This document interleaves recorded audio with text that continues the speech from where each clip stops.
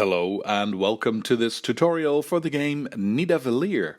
You may look at this cover art on the box and think this is going to be a very epic and very complicated game, but it's actually not. It's quite fun and light, and here's how it goes. You are going to play until there are no more cards to draw, and then the game is over. Then there is a scoring phase, and whoever has the most points wins the game. I'll explain scoring in a moment, but again, as soon as there are no more cards to put out on the table, the game ends. Everyone scores points on this scoring sheet. If you have the most, you are the winner. Scoring goes like this. You get all the points that are written on your blue cards and red cards. These are the easiest ones. For the purple cards and the green cards, you just hold them against your own player board and see what the highest number is that they point to, like this. You do this for both the purple cards and these green cards.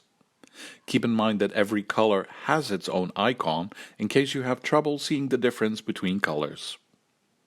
The most complicated points are the orange cards.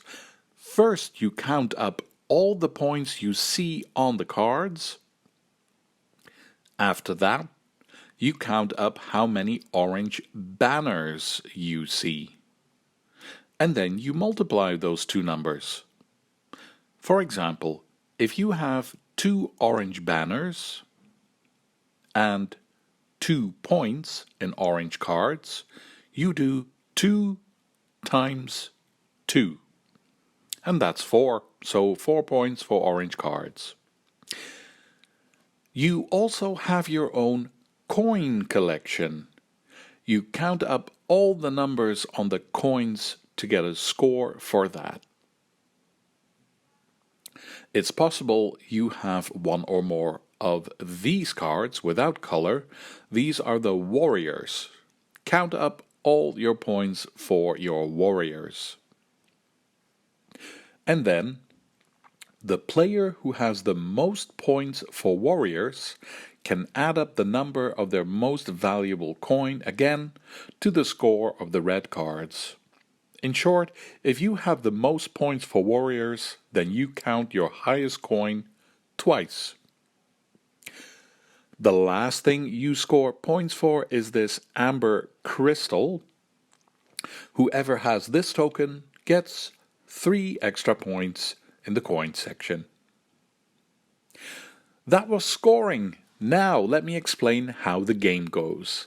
At the start of each round, you put out new cards on the table. You first take cards from this deck with the yellow 1, and you make a row under each of these boards.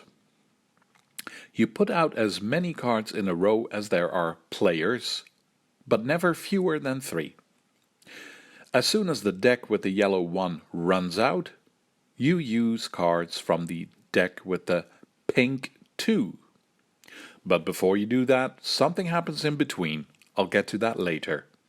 So again, start each round by putting out cards. Now, you have 3 displays of cards. Then every player takes their own coins. Everyone should have 5 coins to use. 3 of these coins go on these spaces that show the same icons as these boards on the table. And the other 2 coins go at the bottom here. You use these coins to bid who gets to take the card first from here, who gets to go second, and so on. So, you use these coins to see who gets first pick. And you do that for all 3 rows of cards. It's up to you how to place the coins that you have. Of course, you place them face down so that the other players don't know what you're bidding. And then you have these 2 slots at the bottom here. Those are for exchanging one coin from your own collection with one of the coins on this little stage up here. I'm going to explain this now because this is quite an important element in the game. But it's easy. If I put my coin with a 2 and a 3 here, then that is 5 in total. Well, let me use the 2 and the 5. I use a 2 and a 5. 2 plus 5 is 7.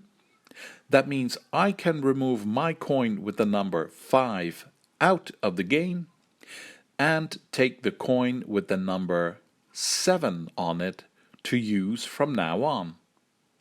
That's it. Count up the two numbers of the coins that you have used and then take the coin with that number to exchange it for the most valuable coin you've placed at the bottom here.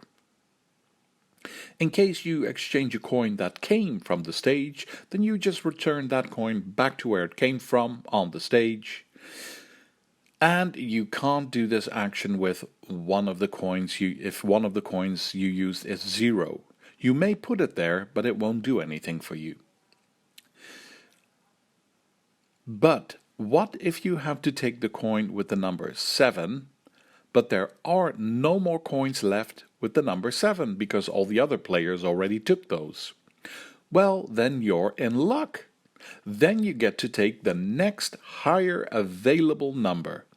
Maybe the coin with the number 8, but if that one isn't there, you'll get coin number 9. That is what you use the 2 coins that you place at the bottom here for. The 3 up here are for who gets first pick and second pick and so on for these cards on the table. The 2 coins you place at the bottom are for exchanging your higher coin with an even higher coin from the stage here. So during the game you keep upgrading your own coins more and more. Now, back to start.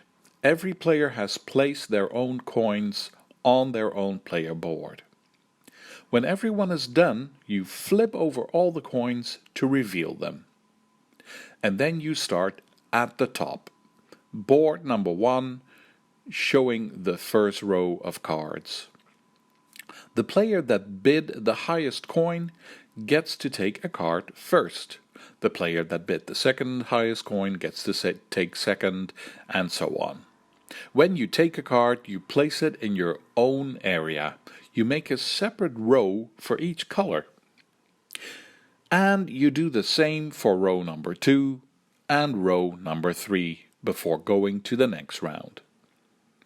But it's possible that somewhere you run into the situation where there is a tie. 2 players bid the same number for the same row of cards. How do you deal with that? Each player has this board of the crystal, and each crystal shows a number.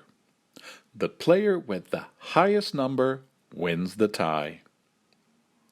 Luckily, that's not forever, because when there has been a tie, before you move on to the next row of cards, you have to exchange crystals with the player that you tied with.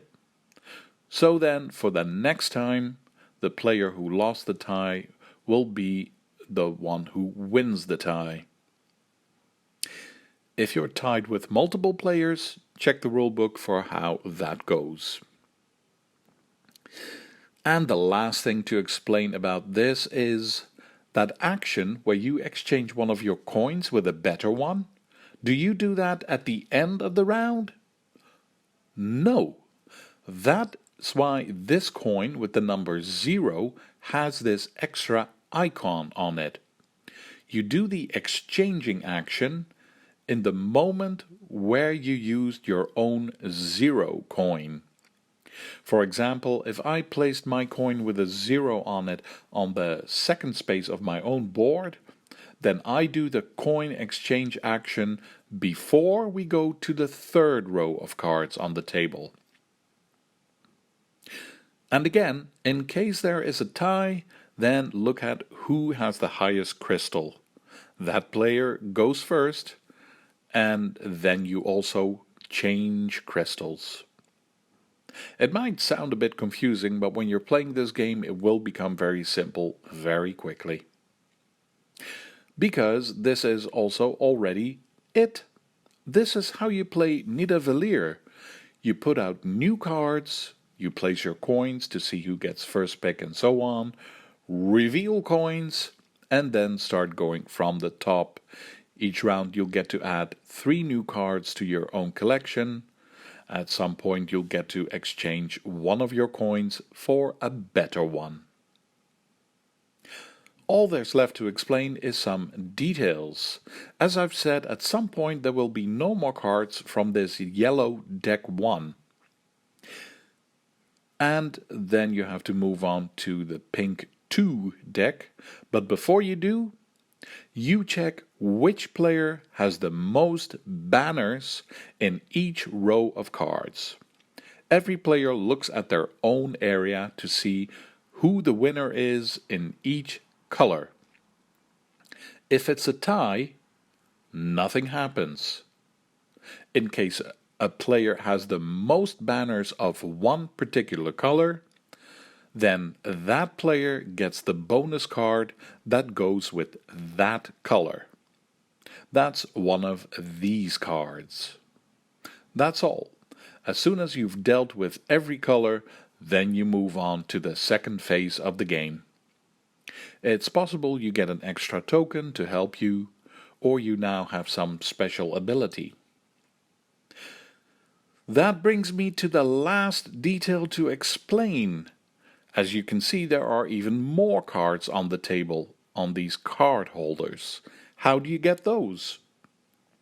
You already know that you'll be creating your own card collection in your own area.